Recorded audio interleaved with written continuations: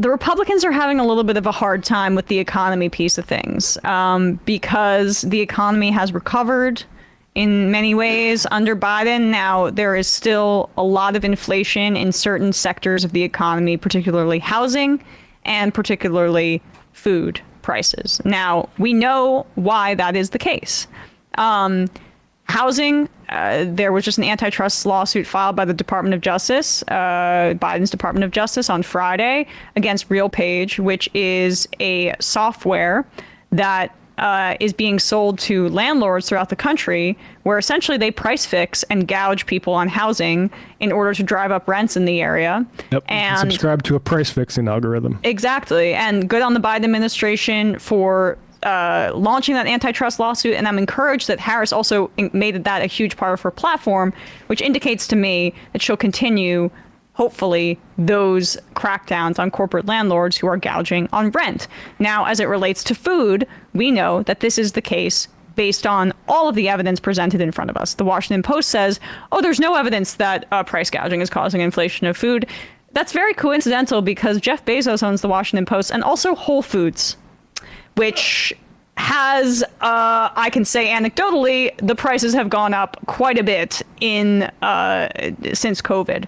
And inflation was a naturally occurring phenomenon in COVID because we have very complex supply chains, in part due to globalization. So things fell apart when there were work stoppages, when people were dying. We were in the midst of a global pandemic where there were backlogs and work shortages and all of those things that contributed to there being a shortage and prices going up. And profiteers ready to see that come into their pocket. And that is the evidence is that even when supply chains return to their kind of normal functioning as we recovered from the pandemic, wow, what do you know? The prices still stayed high and sometimes they increased. And then you get the quarterly earnings reports from some of these companies. And it's that they're making record profits. Record profits. So if it's just all naturally occurring inflation, shouldn't the people at the very top be taking the same hit? We know that that's not the case. But the Republicans still, right, can't deal with that because they don't want to crack down on any of those things. They're free market fundamentalists.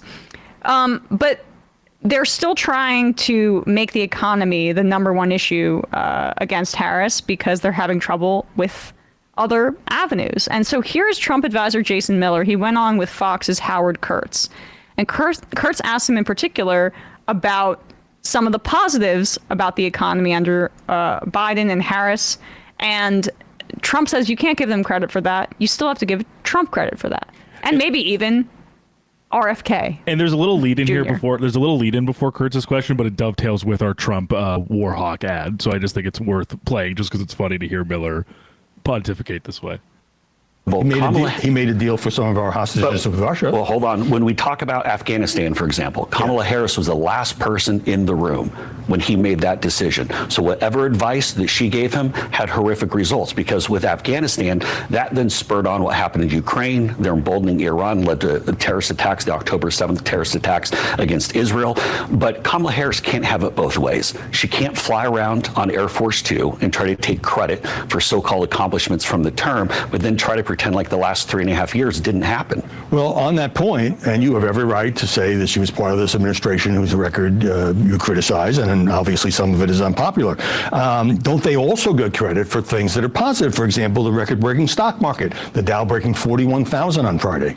Well, that's simply because businesses think that President Trump is going to come back in, and so they're energized. A big part of that RFK and Jr. endorsement that we had on Friday, which is huge. When you look at the numbers state by state, some of the states could be upwards of 13,000 to 20,000 votes. Other states, the RFK Jr. endorsement could boost by as much as 40 or even 50,000 votes. When you think about how close the margins are in this campaign, that endorsement alone could put President Trump over the top. We'll come back to that. But let me just jump in and ask you this, Jason. The media, which has been largely anti-Trump for a decade, I don't think there's any debate about that, hailed the convention as a smash hit. But even in a hardened political outfit like you would have to admit there were some successful moments there, as there. No, I mean, I do think the media generally, probably editors among most establishment magazines probably supported Hillary or Biden maybe. Not the number one news channel on cable, which is Fox News, which No. absolutely in the bag for Trump the way the other ones aren't for the other thing. So I think it kind of bounces up. But anyway. But even a hardened political operative like you would have to admit there were some successful moments there, as there were at the RNC. No? Well, it was a complete memory hole. And that's when you look at the way that the media treated this, you realize that ever since Biden said he wasn't going to run, 84% of the coverage for Kamala Harris has been positive versus 89% of the coverage for ads are President this? Trump has been negative. That's from the highly respected Media Research Center. And so Where? On the broadcast network news? on all news overall. Okay. It's been that's what the coverage has been. And the fact that the media, the mainstream media, won't ask some basic questions. Why did you do it? Why did you allow 20 million illegals in? Why did you?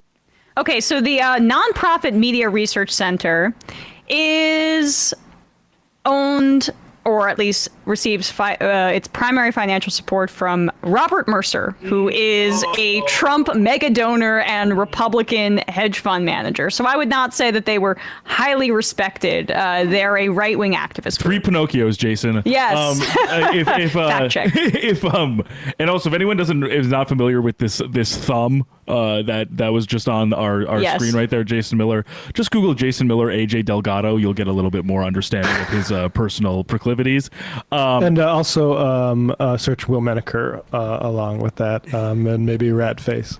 He, like, Oh, right. I don't like Throwback. Like, I try not to, even with people I detest, I try not to get so aesthetic with my criticisms, but this man is like an unimpeachable moron, like one of Yeah. the dumbest people that Trump has ever employed. But I think that's why he's stuck around since 2016, because he is such an obsequious sycophant. He is so shameless that it's incredible for Trump that this guy would go through scandal after scandal, campaign after campaign, and just stick around to be his little toady. But Trump appreciates that. I mean, I Crystal Ball made this point, and it just it sticks with me, that Trump likes to put his guys through humiliation rituals to test their loyalty. Not that it has this like efficacy politically, but just because he gets off on it.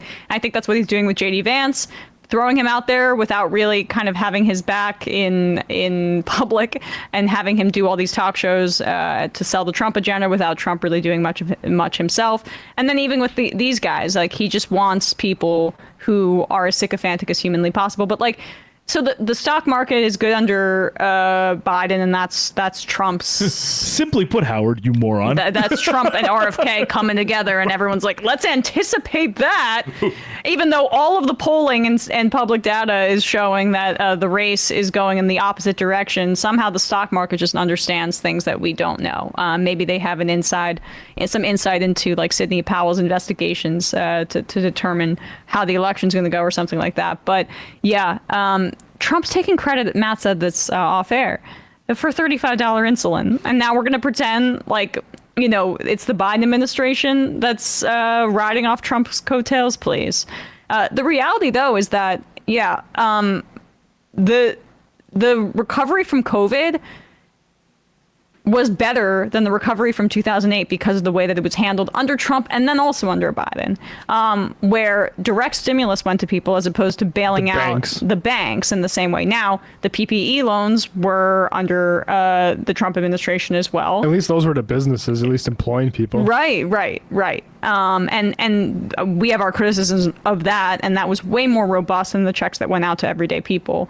But it still showed a significant shift in consensus, and the Harris campaign seems to be continuing that train of thought. The the Trump campaign is now basically just like a rotted out carcass of Republican neocons and Trump sycophants going on there to say that everything that happens that is good in the world is Trump's doing. And I'm just telling you, there's no way that after this being his third election that people are buying that in the same way. Yeah. As far as Jason Miller, a RFBK, according to Will Menaker. Hey, folks, don't forget to hit the subscribe button and check out our daily show. We do it every day at 12 p.m. Eastern for about 2.5 hours. We even take phone calls. You should check that out.